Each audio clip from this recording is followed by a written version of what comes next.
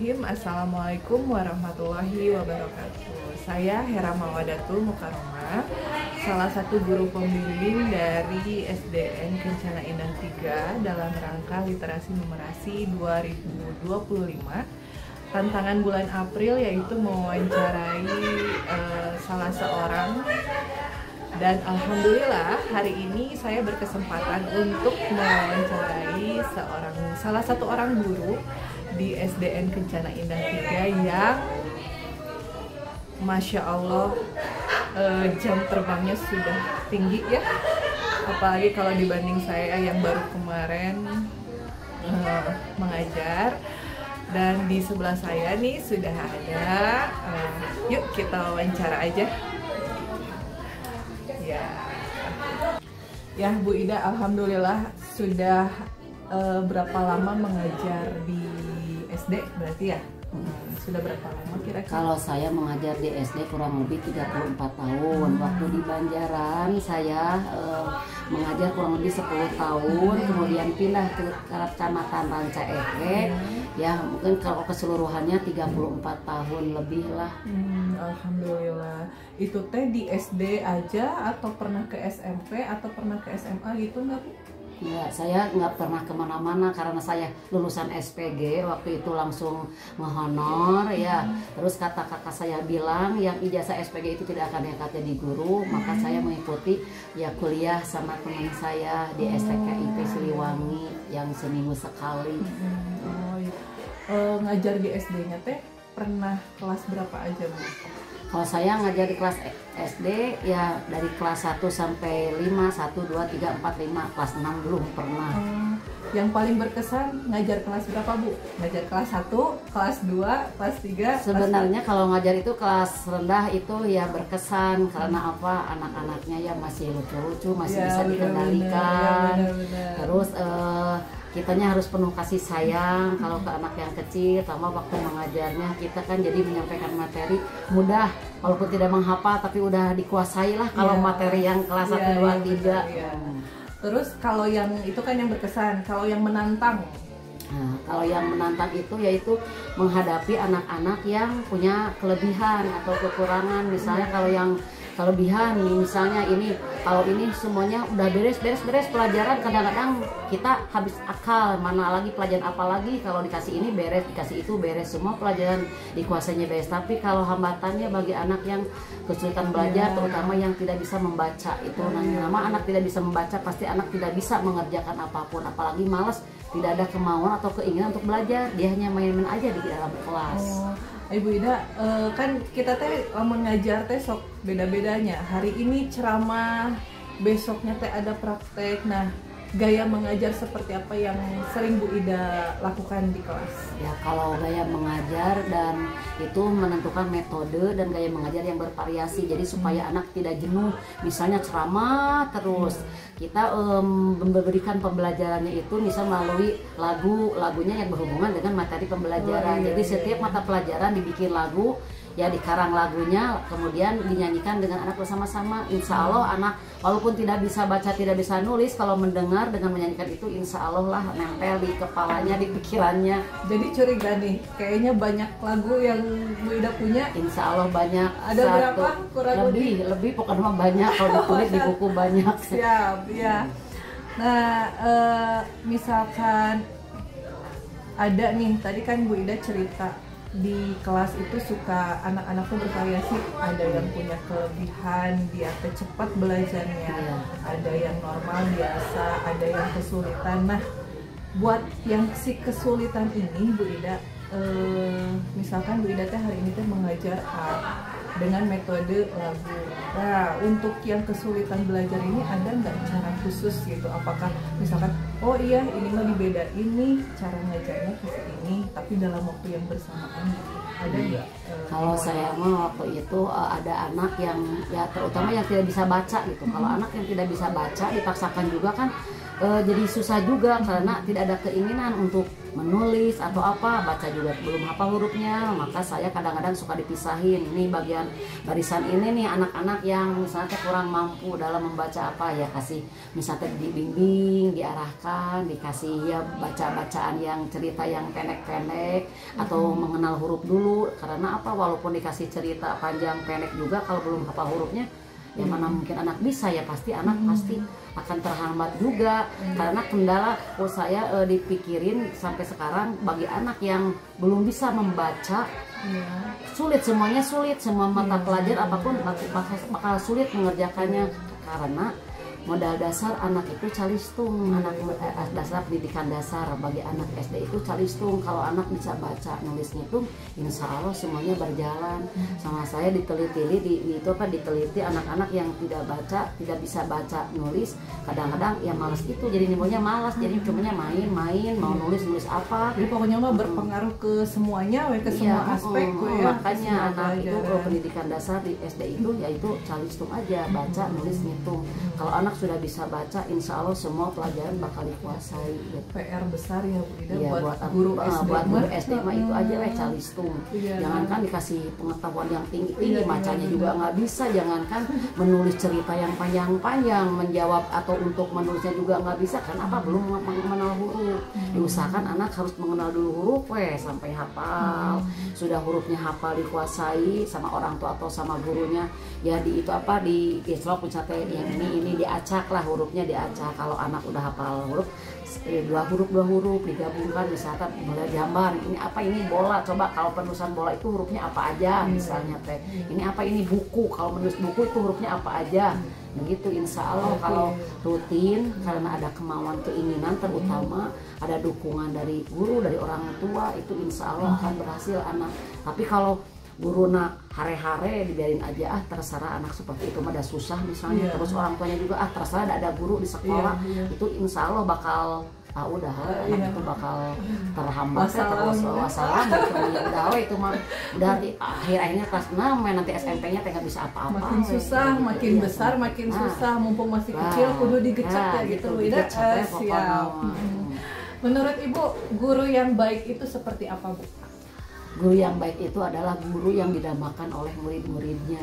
Kalau seorang guru yang tiba-tiba datang atau tidak sekolah, anak bilang yes, itu berarti anak tidak guru itu datang. Atau gini, kalau misalkan besok libur, yes, termasuk nggak? Itu mangga libur semuanya. Tapi beda lagi, misalnya gini, anak-anak sekarang ibu ini tidak sekolah karena ada halangan, yes, itu anak berarti kalau anak bilang itu berarti si guru itu tidak diharapkan. Tapi kalau kemana ya si ibu ini tidak hadir, ibunya nggak ada, itu anak itu pasti mengharapkan guru itu yang hadir. Jadi kita sebagai guru, tapi saya juga belum benar itu baik, saya juga ya cuma pengalaman saya ya dari pembinaan kepala dinas atau siapa yang pengawas suka bilang seperti itu. Jadi guru yang baik itu guru yang didambakan oleh murid-muridnya, serta gurunya jujur, adil, bersikap disiplin. Jangan ke anak harus disiplin, gurunya sendiri tidak disiplin. Terus misalnya berkelakuan baik, jujur, jangan membeda-bedakan. Ini mah anak orang kaya, ini mah anak yang pintar, yang bodoh di sini, yang miskin di sini. Nah, jangan membeda-bedakan. Jadi anggap anak murid itu seperti anak kita di sekolah gitu. Kalau di rumahnya terserah orang tuanya. Yang penting mah kalau ya dalam menyampaikan materi yang mudah dipahami anak, supaya anak mengerti, paham dengan apa yang kita bicarakan, yang kita pertanyakan atau berupa materi yang dikasih sampaikan itu menyerap di anak gitu. Jangan sampai anak teh hare-hare terserah ibu guru ngablam-blam. Jadi utama nama guru itu ya harus sabar, ya jujur, adil, tidak membeda-bedakan. Terutama mah yang didambakan murid-muridnya. Jadi anggap aja murid itu sebagai teman gitu, bisa memotivasi anak, terus hubungannya positif dengan anak. Jangan sampai dengan anak ini muridnya kayak dengan musuh, jadi anaknya seperti yang takut lihat gurunya teh sedekap, kayak yang takut, akhirnya kencing di dalam kelas gitu, pipis di dalam kelas. Karena apa itu tuh? Karena ketegangan anak itu, yang namanya anak kecil ya bukannya enjoy. Jadi yang menciptakan belajar yang menyenangkan, ya belajar sambil bermain. Yaitu sekarang makan ada keterangan dengan belajar anak yang CBSA dulu kan ya cara belajar aktif siswa ya sekarang mah misalnya yang menyenangkan, pembelajaran yang menyenangkan, jangan membuat anak itu sampai tegang, takut sama guru.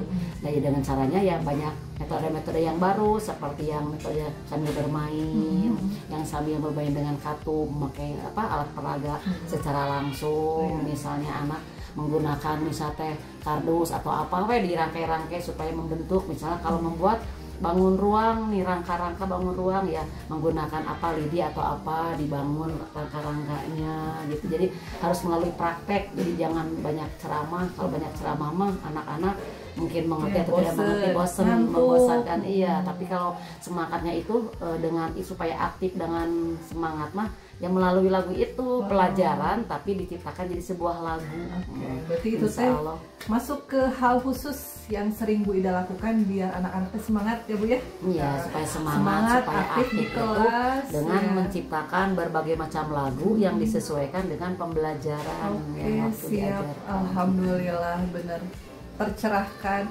Bu Ida, kalau misalkan nih Bu Ida teh kan punya banyak lagu, tapi misalkan si guru teh ternyata suaranya nggak mumpuni, Bu Ida kumaha? Nah, hal itu kalau kita misalnya suaranya agak gimana, agak lewat apa, suaranya fals ya, bisa contohkan ke anak siapa yang bisa lagu ini, itu kan ada nadanya. Iya. Misalnya ini lagu makanan daerah misalnya, tetapi dengan iramanya ini misalnya kerak telur Peyem Bandung, empen yang itu kan misalnya lagu-lagu yang itu ada kayak banyak lagu-lagunya itu.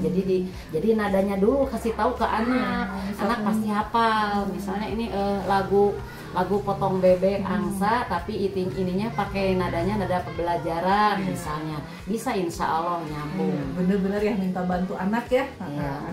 Jadi anak walaupun tidak bisa baca, tidak bisa nulis, kalau dengan lagu-lagu mah pasti anak ini lagu potong bebek musiknya apa, tapi melalui lagu mendengar mungkin kalau mendengar mah pasti anak bisa diulang-ulang, tapi menyangkut pelajaran sama dengan menghafal itu teh. Nah, hal apa cara khusus pakai lagu itu teh berlaku untuk kelas bawah aja atau bisa berlaku sampai kelas atas? Beda menurut Beda? Ya kalau sekarang mah kelas 6 juga nggak apa-apa, karena itu mah pelajaran untuk memudahkan anak mengingat mata pelajaran yang diberikan. Jadi melalui lagu insya Allah anak kan biasa sekarang mah zaman sekarang anak-anak suka nyanyi-nyanyi. Nah gimana nggak salahnya kalau pembelajaran dikasihkan ke anak melalui lagu.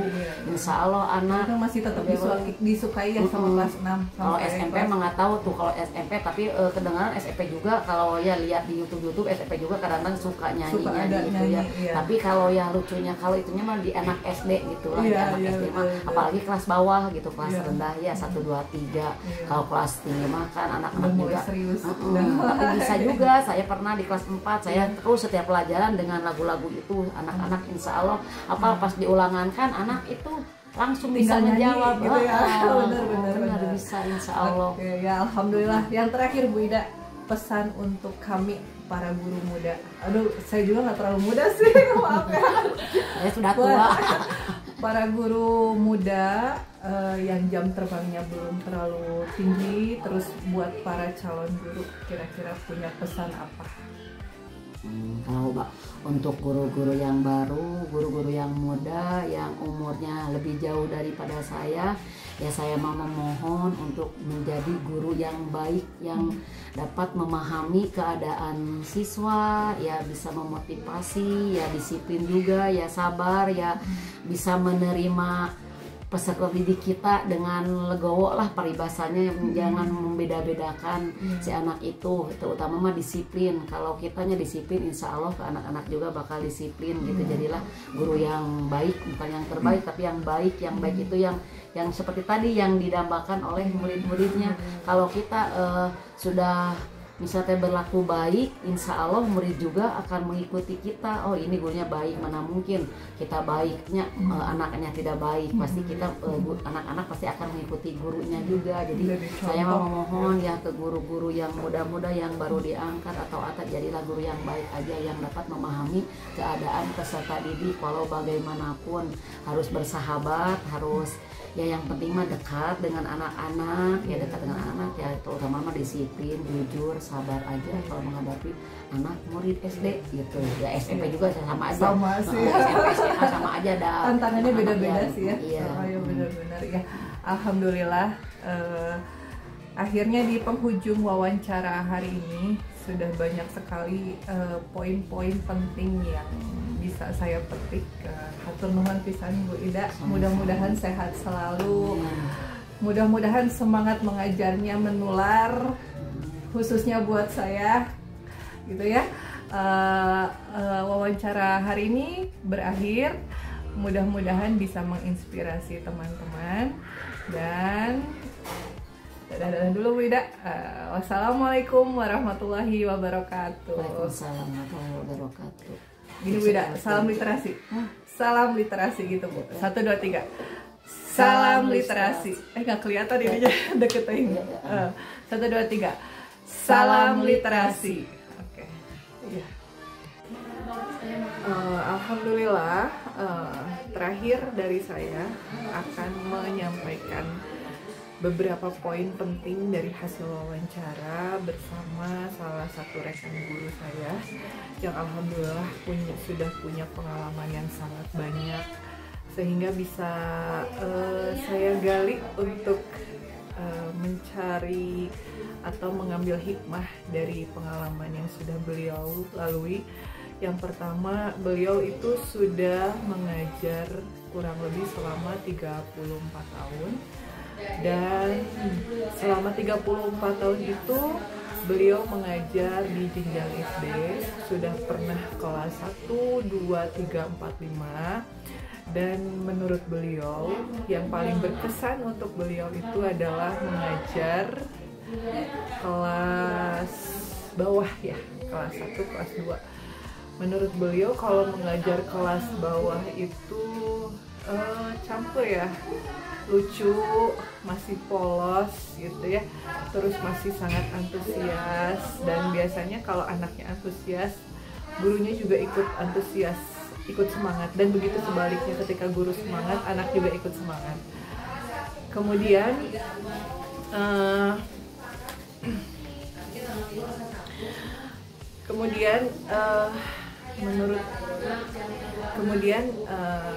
gaya mengajar atau model pembelajaran yang sering dilakukan oleh Bu Ida itu antara lain beliau tetap memvariasikan metode mengajarnya, tapi beliau lebih suka kalau misalkan mengajar sambil bernyanyi. Jadi nanti misalkan mengajar materi A, kemudian inti materinya dibuatkan lagu, dan saya adalah salah satu saksi. Pernah melihat buku kumpulan lagu yang berisi materi-materi pembelajaran. Keren sih. Pakai nadanya itu lagu anak-anak, tapi liriknya lirik pembelajaran. Ya, saya salah satu saksi yang pernah melihat bukunya. Cuman saat itu saya bilang sama beliau, Bu, bikin dong gitu, di videoin dong, kita upload ke YouTube gitu. Tapi belum ini sih, belum rampung ya, itu hanya baru memberikan dorongan. Kemudian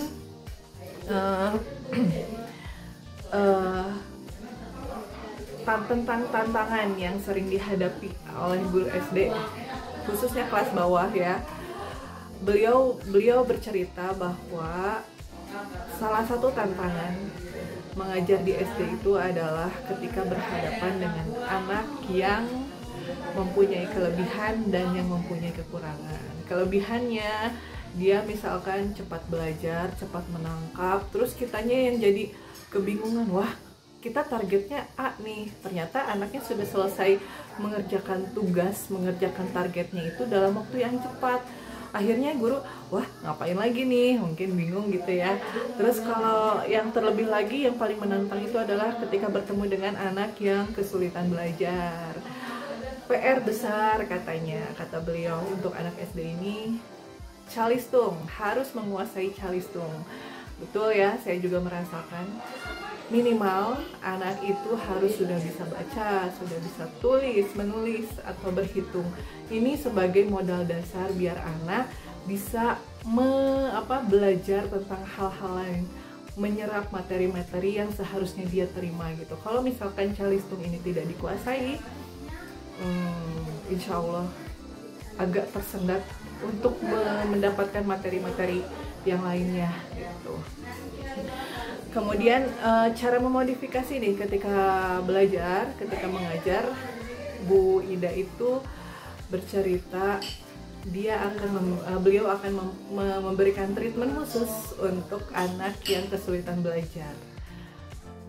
Pertama, beliau lebih sering membuat lagu.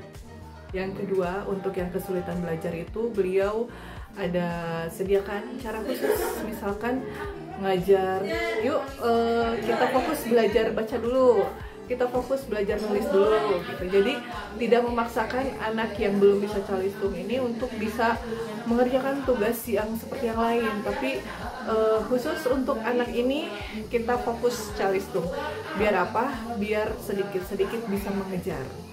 Nanti kalau misalkan sudah lancar calistungnya, barulah diharapkan bisa mengejar ketertinggalannya walaupun tidak bisa cepat gitu ya. Kemudian menurut beliau itu yang Masya Allah ya, ternyata bisa saja kita lupa gitu. Salah satu poin guru yang baik adalah guru yang didambakan, guru yang dirindukan oleh anak muridnya. Jangan sampai kita menjadi guru yang menakutkan, kemudian ketidakhadiran kita teh sangat diharapkan, atau kehadiran kita teh membuat mereka takut gitu, atau misalkan ketika kita tidak masuk, hore gitu. Jangan sampai seperti itu. Salah satunya, jadilah guru yang dirindukan atau didambakan oleh siswa. Kemudian jangan sampai membeda-bedakan, jadilah guru yang jujur, yang bersahabat untuk semua siswanya, yang bisa menjadi teman gitu. Kemudian salah satu kiat yang saya dapat biar anak tetap semangat dan selalu aktif di kelas, yaitu variasikan model pembelajaran, gunakan alat peraga, kemudian buatkan lagu, karena anak-anak itu masih senang bermain, apalagi zaman sekarang suka bernyanyi segala macam. Nah, itu bisa jadi kiat-kiat khusus yang bisa bikin anak lebih semangat, memudahkan pembelajaran, dan lebih aktif di kelas. Kemudian pesan yang terakhir nih, pesan untuk kita para guru, teman-teman sejawat, baik yang muda atau baik calon guru. Jadilah guru yang baik, jadilah guru yang dirindukan, jadilah guru yang jujur, kemudian jadilah guru yang bersahabat, yang tidak memilih-milih, karena pada dasarnya semua siswa itu sama. Bagaimanapun latar belakangnya, jangan sampai kita memilih-milih siswa kemudian pilih kasih dengan si A karena si A adalah siapa, adalah apa gitu ya. Jangan sampai seperti itu. Kemudian yang terakhir, alhamdulillah saya sangat bersyukur punya kesempatan untuk mewawancarai teman atau rekan saya yang lebih senior, yang pengalamannya sudah banyak, yang mudah-mudahan hikmah atau poin penting ini bisa saya terapkan ketika saya mengajar, kemudian bisa menginspirasi teman-teman saya juga. Terima kasih, semoga teman-teman juga bisa merasakan vibes semangatnya dari Ibu Ida.